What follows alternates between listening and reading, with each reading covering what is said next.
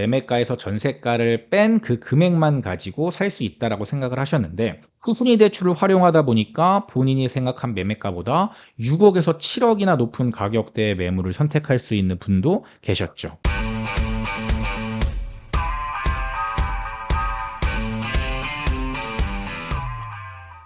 여기 지나가는 불인이분 여기 좀 멈춰 보세요. 혹시 지금 부동산을 매수하시려고 하는데 바로 사야 될지 아니면 더 기다려야 될지 도통 감을 못 잡고 계신가요? 아니면은 여기도 좋아 보이고 저기도 좋아 보이고 저쪽도 좋아 보이고 다 좋아 보여 가지고 어디를 사야 될지 정말 고민되시나요? 도저히 후보군을 못 좁히시겠어요? 그렇다면 오늘 영상이 당신께 굉장히 큰 도움이 될 거니까 딱 3분만 시간 투자해서 이 영상을 시청해 주실 것을 간곡히 부탁드릴게요.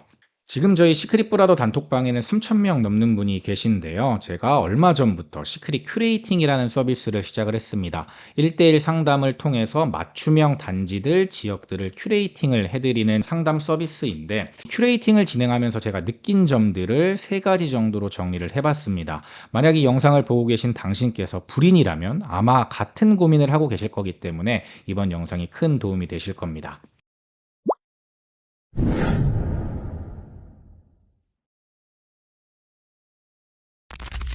자, 첫 번째는 매수하겠다는 마음은 섰는데 어디를 사야 될지 고민만 오래 하는 스타일입니다. 큐레이팅을 신청하신 분들은 대부분 매수할 확률이 90% 이상인 분이거든요. 왜냐하면 매수를 할까 말까 자체를 고민하는 분들은 이 강의나 큐레이팅 자체를 신청하지를 않으시니까요. 그런데 매수를 하겠다고 결정했다고 하더라도 후보군을 좁히지 못해서 다음 스텝으로 못 나가는 분들이 많이 계십니다. 그분들 눈에는 여기도 좋아 보이고 저기도 좋아 보이니까 딱 하나만 고르기가 너무나 어려운 거죠. 이분들한테 저는 이런 조언을 드렸습니다. 후보 지역과 단지를 3개 이하로 좁히세요. 그리고 결정하셨으면 그냥 바로 행동하세요. 보통의 경우 후보 지역만 3개 이상, 후보 단지는 5개에서 10개 정도가 되는 경우가 많은데요. 이렇게 후보군이 많으면 결정하는 게 더욱 어려워집니다. 그래서 제가 가장 첫 번째로 해드리는 게 지역을 좁혀서 아예 지역을 픽스하는 작업을 먼저 합니다. 일자리, 맞벌이를 고려해서 부부의 일자리들이 어디인가, 그 다음에 조부모의 도움이 가능한가, 입지 우선순위가 어떠한가, 이게 다 사람들마다 다르거든요. 어떤 사람은 학군, 어떤 사람은 교통, 어떤 사람은 자연환경. 각자가 생각하는 입지 우선순위, 이런 것들을 저한테 알려주시면 그에 맞는 최적의 지역을 제가 2개에서 3개 정도로 먼저 좁혀드리고 그 안에서 다시 단지 3개 정도로 좁히는 작업을 해나가는 겁니다. 이게 되게 별거 아닌 것 같은데 부동산을 매수할 때 가장 중요한 작업입니다. 그런데 대부분 이 단계에서 후보군을 좁히지 못하고 계속 고민만 하시는 거죠. 후보군을 좁히지 못하는 이유는 여기도 좋아 보이고 저기도 좋아 보이기 때문이거나 혹은 여기도 좀 부족하고 저기도 좀 부족해 보이기 때문에 그런데요. 그런데 잘 생각해보면 어차피 같은 가격대로 찾고 있는 거기 때문에 향후의 상승폭은 비슷할 확률이 높습니다. 물론 호지의 여부나 입지 가치의 변화에 따라서 상승폭이 조금씩 차이가 나고 현재 저평가 여부에 따라서 수익률 측면에서는 차이가 나기 때문에 신중해야 되는 건 맞습니다. 그런데 그 고민하는 시간에 내가 살 수 있는 물건을 놓쳐버리는 경우가 발생하기 때문에 후보군을 정했다면 최대한 빠르게 결정하는 게 좋다라고 제가 항상 말씀드리는 거죠. 처음이고 초보일수록 깊게 고민하기보다는 심플하게 의사결정하는 게 결과적으로 좋을 확률이 높더라고요.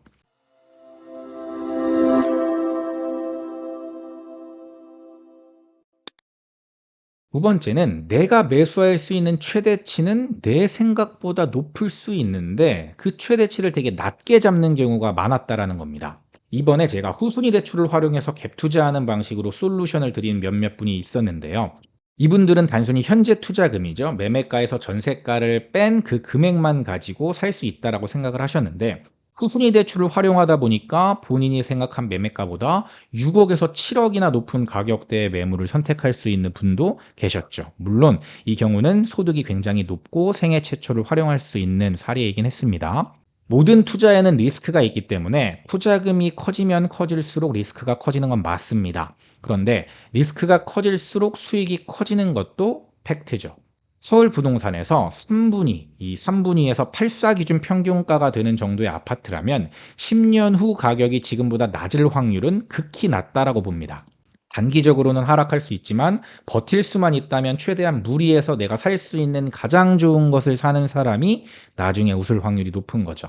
주변 사람들만 봐도 딱 답이 나오죠. 영끌했다고 울고 있던 옆자리 박 차장은 지금 10억이 올라서 웃고 있는데 대출 없이 내가 가진 자산으로만 매수한 김 과장은 이제 겨우 3억밖에 안 올랐죠. 실제 제 옆자리에 계신 분들의 스토리입니다.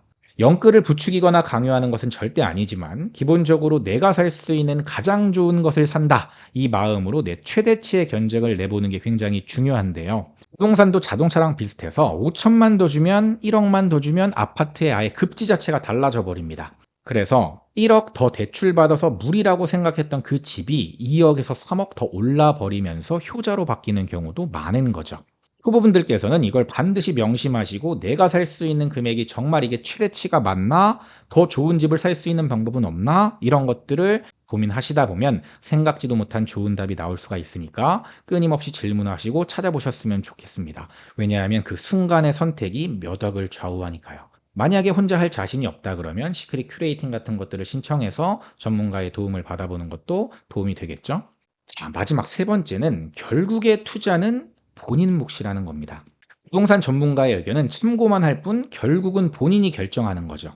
이렇게 얘기하면 참 무책임하게 들릴 수도 있지만 이게 굉장히 중요한 얘기이기 때문에 제가 강조하는 겁니다. 전문가는 매수를 도와줄 수는 있지만 매도까지 책임져 주진 않습니다. 왜냐하면 매도의 사연, 타이밍 이런 것들이 개개인별로 다 다르고 전문가와 매도의 의견 자체도 차이가 날 수 있기 때문에 매도 타이밍까지 전문가에게 의존할 수가 없는 거죠. 투자의 유명한 격언 중에 이런 게 있죠. 매수는 기술이고 매도는 예술이다. 이 말처럼 부동산의 매도는 정말 타이밍과 운이 중요하고 이 결정을 오롯이 본인이 할 수 있어야 투자가 완성이 됩니다. 그런데 대부분의 사람들이 매수할 때 전문가에게 의존했던 것처럼 매도까지 전문가에게 의존하려고 그러죠.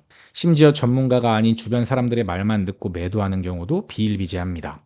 모든 투자는 본인의 몫입니다. 본인이 결정하고 본인이 책임을 지는 거죠. 어차피 평생 한 번에서 두 번 결정할 건데 나보다 잘 아는 사람에게 도움받는 게 좋지 않겠어? 라는 마음가짐보다는 그래도 내 책임이니까 내가 죽이 되든 밥이 되든 한번 해보자 라는 마인드를 가진 사람이 투자도 잘합니다. 전자와 후자의 마음가짐 자체가 다르기 때문에 행동이 달라질 수밖에 없거든요. 후보일수록 전문가에게 의지하려는 경향이 강합니다. 하지만 전문가는 방향성을 잡아주고 잘못된 방향으로 가지 않게 도와줄 뿐 모든 걸 책임져주는 사람은 아니죠. 의지하고 싶을수록 독립적이 되어야 한다는 것 꼭 잊지 않으셨으면 좋겠습니다. 이 영상이 마음에 드셨다면 시크릿보다도 단톡방에 들어오시고 그다음에 시크릿 큐레이팅도 한번 받아보시면서 여러분들의 좋은 선택에 도움을 받으셨으면 좋겠습니다. 지금까지 저는 시크릿 브라더였습니다. 감사합니다. 시크릿 브라더 채널을 구독, 좋아요, 알림 설정 부탁드려요.